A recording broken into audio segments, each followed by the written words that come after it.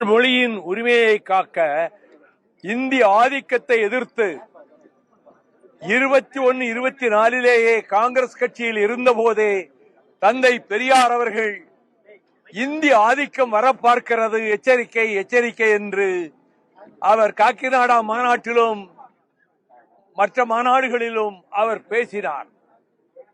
இந்தி ரகசியம், ஆரிய புரட்சி என்று குடியரசு இதழிலே தொடர்ந்து எழுதினார். இந்த விழிப்புணர்வு ஏற்படுத்தப்பட்டது. பிறகு போராட்ட களத்திலே தந்தை பெரியாரும் திராவிடர் கழக தோழர்களும் குதித்தனர். அப்பொழுது 38 அந்த போராட்டத்தின் விளைவாக நீதிமன்றத்திலே தந்தை பெரியார் நிறுத்தப்பட்ட போது அந்த வெண்டாடி வேங்கை பேராசான் தந்தை பெரியார் அவர்கள் நீதிபதியை பார்த்து, நீங்கள் ஏன் அதிக நேரம் எடுத்துக் கொள்கிறீர்கள்? எனக்கு தண்டனை கொடுப்பது உறுதி என்றுதான் வந்திருக்கிறீர்கள். நீங்களும் தண்டிப்பதற்காகவே வந்திருக்கிறீர்கள். நானும் அதை ஏற்பதற்காகவே வந்திருக்கிறேன். எவ்வளவு அதிகபட்ச தண்டனை எனக்கு கொடுக்க முடியுமோ கொடுங்கள். எவ்வளவு குறைந்தபட்ச வசதிகளுடைய சிறையை கொடுக்க முடியுமோ கொடுங்கள் என்று சிங்கம் போல் கர்ஜித்தார். அப்பொழுது நீதிபதி அவர்கள் 3 ஆண்டுகள் தண்டனை, கடுங்காவல் தண்டனை என்று அறிவித்தவுடன் அவர் போட்டிருந்த அந்த மஞ்சள் நிற சால்வையை இழுத்து போர்த்தி கொண்டு வெளியே வந்து 3 வருஷம் நடராசனும் அவர்கள் 39 ஜனவரி 15 தாளமுத்து மறைந்தார். மார்ச் 15 முதலில் ஜனவரி 12 தாளமுத்து மறைந்தார். மார்ச் 15 நடராசன் மறைந்தார். ஆக அந்த இருவரும் தான் வீர தியாக திலகங்களாக பேரறிஞர் அண்ணாவால் பாராட்ட பெற்றனர். அதன் பிறகு தாளமுத்து நடராசன் மாளிகை என்று டாக்டர் கலைஞர் முதலமைச்சராக இருந்த போது அரசு கட்டிடத்துக்கு பெயர் சூட்டினார். 1994 ஜனவரி 25 இதே நாளில் நான் ஆயிரக்கணக்கான தோழர்களுடன் திராவிட முன்னேற்ற கழகத்திலிருந்து நான் வெளியேற்றப்பட்ட அந்த காலத்தில் இங்கே வந்தேன். ஜீவனும் மற்ற தோழர்களும் அழைத்து வந்தார்கள். முள்ளும் புதருமாக, சேரும் சகதியுமாக, மலங்களிக்கின்ற இடமாக இது வருகிற வழியெல்லாம் அவ்வளவு அருவருப்பாக இருந்தது. மிகுந்த மனவேதனையோடு வந்து இங்கே இந்த நிலை மாற வேண்டும், இது சுத்தப்படுத்தப்பட வேண்டும். இந்த இடத்திலே தாளமுத்து நடராஜனுடைய அந்த தியாக மாணிக்கங்களினுடைய கல்லறை கவனிக்கப்பட வேண்டும், பராமரிக்கப்பட வேண்டும்.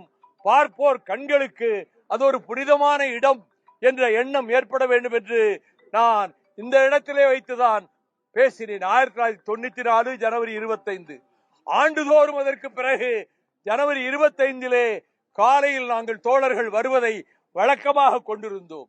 ஒரு ஆண்டு விராலிமலை சண்முகத்தினுடைய நினைவுக்காக திருச்சிக்கு சென்றேன். சிறைச்சாலைகளுக்கு சென்ற வருடங்களிலே நான் இங்கே வர முடியவில்லை. இந்த இடத்தை பராமரிக்க வேண்டும், ஒரு மண்டபம் கட்ட வேண்டும் என்று மறுமலர்ச்சி திராவிட முன்னேற்ற கழகத்தினுடைய மாவட்ட செயலாளரும் மாமன்ற உறுப்பினர்களிலே ஒருவருமான என்னுடைய அருவீர் தம்பி ஜீவன் அவர்கள் மாநகராட்சி கூட்டத்தில் இங்கே ஒரு மணிமண்டபம் கட்டப்பட வேண்டும், அது பெருமைப்படுத்தப்பட வேண்டும், தமிழக அரசு இதை செய்து தர வேண்டும் என்று அந்த மாமன்ற கூட்டத்திலே ஜீவன் வேண்டுகோள் விடுத்தார். அதனை ஏற்றுக்கொண்ட தளபதி மு.க. ஸ்டாலின் அவர்கள், திராவிட மாடல் நல்லாட்சி நடத்துகின்ற தளபதி ஸ்டாலின் அவர்கள், முதலமைச்சர் அவர்கள் இந்த மணிமண்டபத்தை புதுப்பித்து இந்த வழியிலே இருக்கக்கூடிய எல்லா இடங்களையும் சுத்தப்படுத்த ஏற்பாடு செய்து அதனுடைய பெருமையை ஓங்க செய்தார். ஆகவே தாளமுத்து நடராசன் என்பவர்கள் திராவிட இயக்க சரித்திரத்திலே இரத்த எழுத்துக்களாலே எழுதப்பட்டவர்கள், நெருப்பு எழுத்துக்களாலே எழுதப்பட்டவர்கள். அவர்களுடைய புகழை நெஞ்சிலே தாங்கி இருக்கிற நாங்கள் தந்தை பெரியாரை, பேரறிஞர் அண்ணாவை, டாக்டர் கலைஞரை நெஞ்சிலே போற்றுகின்றவர்களாகும். நான் 30 ஆண்டுகள் திராவிட முன்னேற்ற கழகத்திலே இருந்துவிட்டு அதன் பின்னர் சந்தர்ப்ப சூழ்நிலையினாலே, தவிர்க்க முடியாத காரணங்களினாலே நான் வெளியேற்றப்பட்டேன். ஆனாலும் திரும்பவும் திராவிட இயக்கத்தை காக்க வேண்டுமெனில் நம்முடைய படைபலத்தையும் திராவிட முன்னேற்ற கழகத்தோடு இணைத்து விட வேண்டும். கட்சியே அல்ல, இந்த படை பலத்தை போராட்ட களங்களுக்கு, கொள்கைகளை காப்பாற்றுவதற்கு, சிறைச்சாலை செல்வதற்கு பயன்படுத்திக் கொள்ள வேண்டும். நாம் வீணாக போகக்கூடாது.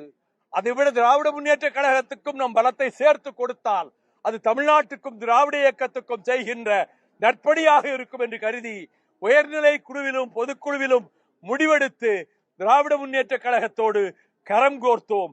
அந்த நாளிலிருந்து திராவிட மாடல் நல்லாட்சிக்கு, தளபதி ஸ்டாலின் அவர்களுடைய பெருமை தரும் ஆட்சிக்கு, மக்கள் நலன் காக்கும் ஆட்சிக்கு மறுமலர்ச்சி திராவிட முன்னேற்ற கழகம் பக்கபலமாக, பக்க துணையாக இருந்து கொண்டிருக்கிறது. அது தொடரும் தொடரும் தொடரும்.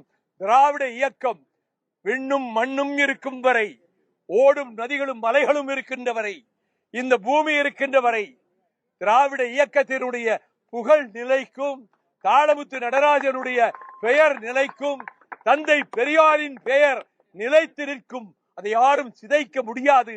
அண்ணாவின் புகழும் கலைஞர் அவர்களின் புகழும் நிலைத்து நிற்கக்கூடிய ஏற்பாடுகளை திராவிட மாடல் நல்லாட்சி நடத்துகின்ற என் ஆர்வீர் சகோதரர் தளபதி ஸ்டாலின் செய்து வருகிறார். அவர் புகழும் வாழ்க என கூறி மீண்டும் வருகை தந்திருக்கக்கூடிய தோழர்கள் அனைவருக்கும் இது நம்முடைய கடமை என்ற உணர்வோடு ஆண்டுதோறும் வருவோம்.